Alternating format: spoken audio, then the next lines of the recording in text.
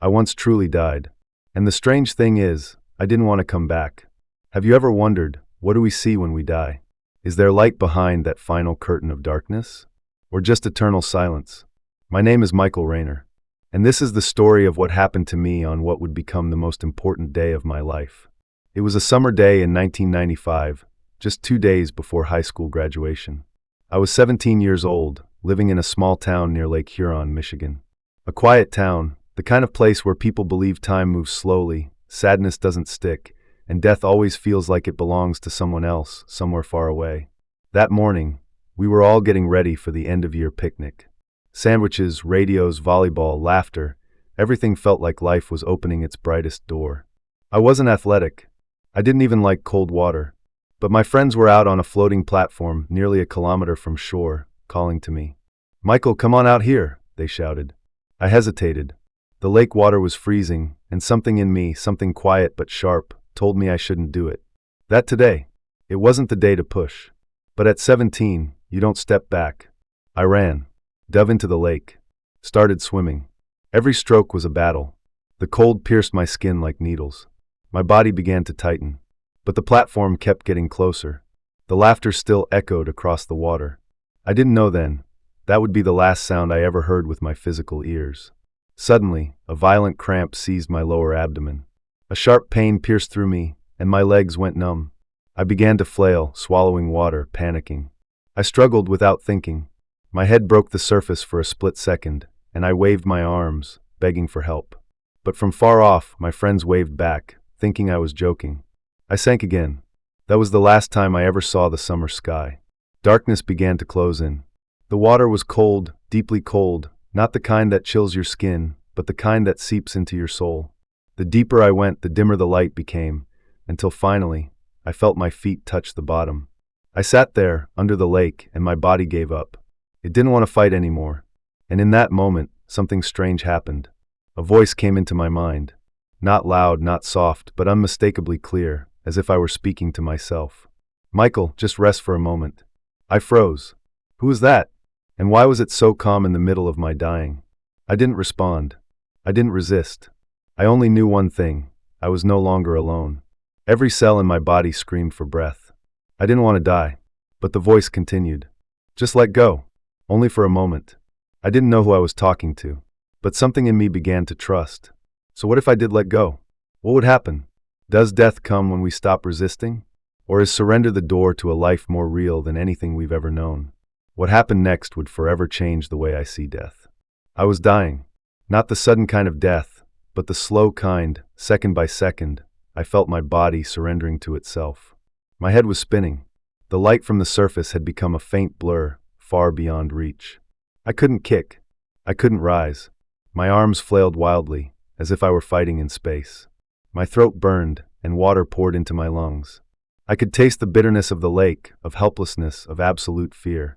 Every muscle clenched, then froze, then went limp. I thought I could scream inside my mind, but even my thoughts had become chaotic. I didn't want to die. Not today. Not like this. And then the voice returned. Quiet but unwavering. "Michael, stop. Just rest." My final breath slipped away, carrying no goodbyes. I no longer felt the water. I no longer heard the frantic pounding of my heart. The only thing left was awareness. Not in my head, but somewhere broader, deeper. It felt as if I had passed through myself and landed in a nameless space. I began to speak to the voice not with words, but with intent. "I don't want to die. I'm too young. I have to graduate. I have to live." The voice responded gently, like a breeze brushing through my mind. "You don't have to do anything. Just let go." I started to get angry. "No, I don't want to surrender. I'm someone who fights. I'm supposed to swim. I'm supposed to resist. If I let go, I'll die for real." Then the voice asked me something. It didn't raise its tone, but it stopped me cold. "Are you living, or are you just afraid to die?" That question cut through me like a blade. A place I had always avoided. Had I spent my life just pushing back against what I didn't understand? Had I been thrashing through life the same way I thrashed through that lake, terrified of being pulled under by fear, by pressure, by invisible expectations? I went still. No more denial. No more excuses. Only one question remained in me. If I let go, will it all end? The voice answered, "No. That's when everything begins." I don't know if I believed it or not. But in one strange, suspended moment, I whispered inside my mind, so softly it felt like a vow, all right. I let go. And the very instant the word let go formed in my consciousness, I felt a gentle release, as if my soul had quietly slipped free from its physical shell. There was no more water, no more heaviness, no more pounding heartbeat. I floated, not with the current, but in a weightless space. I was somewhere above, and below me was a body slowly sinking toward the lake bottom. It was me, yet no longer me. Everything went utterly still, so still that even silence had a sound. But it wasn't the silence of death. It was a silence that felt alive. And that was only the beginning. Because when I let go, I didn't just slip out of my body. I stepped into a place no words have ever been able to describe. A place without time, without self, without others. There was only one thing. Pure, absolute presence. I had died. But it wasn't at all what I had imagined. There were no angels with white wings, no golden scales weighing my sins and virtues, no towering gates awaiting judgment. There was no hellfire, no punishment. What welcomed me instead was absolute emptiness. And yet, strangely, I wasn't afraid. Because it wasn't a terrifying void. It was a stillness so gentle it made me forget I had ever been someone. I had no name, no memory, no sense of a body. And yet, I was more aware than I had ever been. I wasn't seeing with my eyes, hearing with my ears, or thinking with my mind. I knew, through a kind of understanding beyond words. It was as if I were the space itself. No separation, no boundaries. I drifted through a field of soft light. It wasn't blinding, but warm in a way that felt deeply personal. The light came from nowhere, because it was everywhere, including inside me. Gentle currents moved around and through me, like waves of light brushing past one another. There was no color, yet I could feel colors. No sound, yet I felt as though I were being sung to a lullaby without words, where each note touched the center of my soul. How long was I there? There was no way to know. Time didn't exist. There were no hours or minutes. Only a pure present moment, stretching endlessly. Then I felt a presence. No shape, no gender, no voice. And yet it was so powerful, I dissolved inside it. Not someone is here, but everything is one. A complete sense of unity. I didn't know what to call this presence. God? Universal consciousness? The original light? But I knew deep in the very core of whatever I was, this was home. I didn't ask questions, but every question within me was somehow answered the instant it was formed. I had once wondered, what is the purpose of life? And there, I received the answer not in words, but in pure feeling. Life is not about being perfect. It is about experiencing, about learning how to love, how to let go, how to remember that we were never truly separated. I used to think I was just a small, isolated being in a vast, uncaring universe. But here I knew I had never been alone. I was part of the whole, and that whole was pure, unconditional love. Without condition, without limit, without loss. In a single moment, I felt the shattered pieces of my life, the times I had felt small, lonely, misunderstood, all held gently in a gaze so tender it dissolved every trace of shame. No one blamed me. No one accused me. There was only a whisper rising from the depths. You have always been enough. You just forgot. I didn't want to go back. I needed nothing more. But somehow the journey wasn't over. Just when I thought I had found eternal peace, something happened that brought me face to face with one final question. If I were given the choice to stay forever or return to a life filled with pain and struggle, what would I choose? And the answer wasn't what you might expect. I don't remember exactly when that moment began, because in that place, there was no time. But I remember with stunning clarity the feeling it brought, the dissolving of all boundaries between me and the world. I was no longer a separate soul observing what was around me. I was what was around me. I was the light. I was the space. I was the soft, endless resonance humming through everything. And in that moment, I understood something that no language has ever been able to explain. I was part of everything. And everything was also me. I felt myself moving through layers of light, as if each layer was a different plane of existence. Each one carried a unique kind of knowing. The first was love. The second was the truth. The third was wisdom. The next held the memory of the cosmos.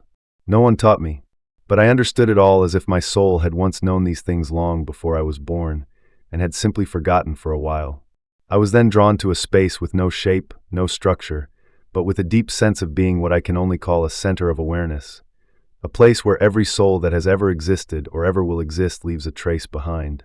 A stream of light emerged and surrounded me with a presence so loving, it brought me to stillness. It didn't speak a name, didn't use words, but I knew it was the higher self within me, or what many might call God. It didn't ask, "Did you live a good life?" Instead, it offered me a message that poured straight into my being. "Do you remember who you are?" And like a wave, memory returned. Not just the facts of my life, but the feelings. The flash of my childhood temper. The way my mother looked at me the night I had a fever. The times I felt invisible, meaningless. All of it came back at once. But this time, I didn't see those moments through the frightened eyes of a child. I saw them with a heart full of understanding. Every wound, every failure, every mistake, they hadn't come to shame me. They had come to teach me how to love myself. Not just the beautiful parts, but the broken ones too. Once again I asked, why did I come to Earth? What is the purpose of the soul? The answer didn't come in words, but in a feeling, clear, undeniable. You came to remember who you are. You came to experience love through both joy and pain. You didn't come to win. You came to be yourself. I was still. There was no more doubt, no more resistance. I saw the people who had hurt me, and I saw their pain. I saw the friend who once mocked me in front of the class, and within his heart, I felt his fear of being abandoned. I saw my mother, so often quiet, but now I saw her standing silently every night, watching over me as I slept. I saw myself as a young boy trying so hard to prove he was enough, now crying, because he finally felt seen. And then I was asked one last question. Do you want to stay? I knew that if I stayed, there would be no more pain, no more confusion, only pure, eternal presence. But if I returned, I would forget much of what I had just seen. I would carry scars. I would face old wounds and old limits. But I could also share this, so that others might not fear, the way I once did. I thought of my parents. I thought of my little sister. I thought of the future version of myself, someone who needed to live, so this story could be told. And I said yes. I will go back. But going back wasn't like waking up from a dream. It was a fall. A collision between a world of light and a body on the edge of death. And the first thing I felt when I opened my eyes wasn't life. It was the memory of something I knew I would carry with me for the rest of my days. The first impact was pain. Not the kind that comes from the body, but the jarring shock of a soul forced to shrink itself back into flesh. It felt like I had been soaring through endless fields of light, only to be slammed into a dark, narrow room. Everything spun. I felt the air rush into my lungs like a blade of cold steel. The hospital lights stabbed at my eyes. Machines beeped around me. Someone shouted. And I heard my mother crying. They told me I had been pulled from the water. My heart stopped for over 3 minutes, and was brought back by a nurse who knew CPR. I don't remember how I was rescued. I don't know who saved me. But in that first moment of waking, I didn't feel gratitude. I felt empty. I wasn't the 17-year-old kid on a picnic anymore. I was someone else. Someone carrying something unnamed. A strange longing for a place no one believes is real. In the days that followed, people asked me again and again, "Are you okay? Did you see anything? Where were you?" I nodded, shook my head, smiled. But I said nothing. Not because I didn't want to, but because I had no words that could carry what I had just lived through. In many ways, I was still in between two worlds. I didn't tell anyone. Not because I was afraid they'd think I was crazy, but because I was afraid I'd say it wrong. Afraid I'd break something sacred that I had been allowed to touch. But the things I carried back, they began to change me. I no longer looked at people as strangers. I saw pain in their eyes, and I saw a part of myself in it. I no longer needed to argue or prove anything.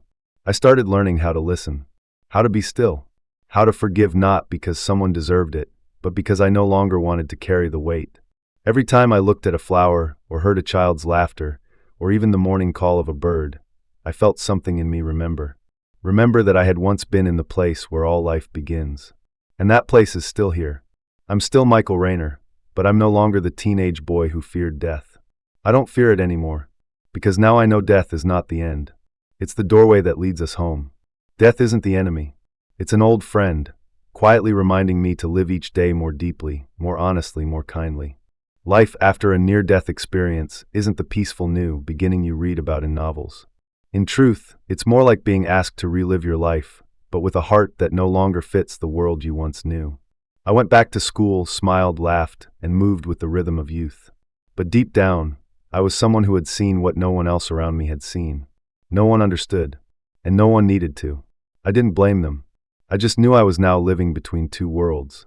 There were times I wished I could forget, just to blend back in, to stop waking in the middle of the night with a longing for a place no one else believed was real.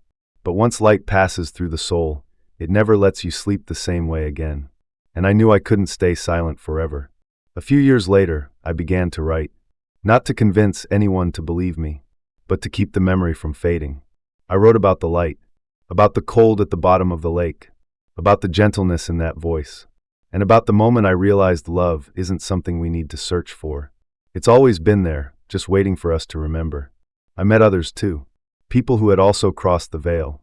And though every story was different in detail, they all carried the same feeling, the same quiet truth. Coming back isn't the end. It's an invitation to live more truly, love more deeply, and let go more freely. I used to think I survived in order to finish an unfinished life. But as time went on, I began to understand. I didn't come back because my story was incomplete. I came back because someone else's was about to begin. Somewhere, someone is struggling between holding on and letting go. And maybe, just maybe, my story could be the smallest thread that helps them hang on. This is no longer just my story. It's the story of all of us humans walking through this world with scarred hearts, still aching to love and be loved. You ask what I learned from dying. I won't tell you what to believe. But I hope you'll remember this. You are not alone. You are not insignificant. You don't need to be perfect to be loved. You have always been part of something greater, gentler, and more sacred than anything you've ever imagined. You just have to remember. I used to think letting go was giving up, but letting go is what saved me. I used to think life was about control. Now I know life is about trust. I used to fear I wasn't enough. Now I know I have always been enough. And if you find yourself in the darkest place, where you feel like there's no way out, where you feel yourself slipping, I just want to tell you this. Let go. Not to give up, but so that you can be held.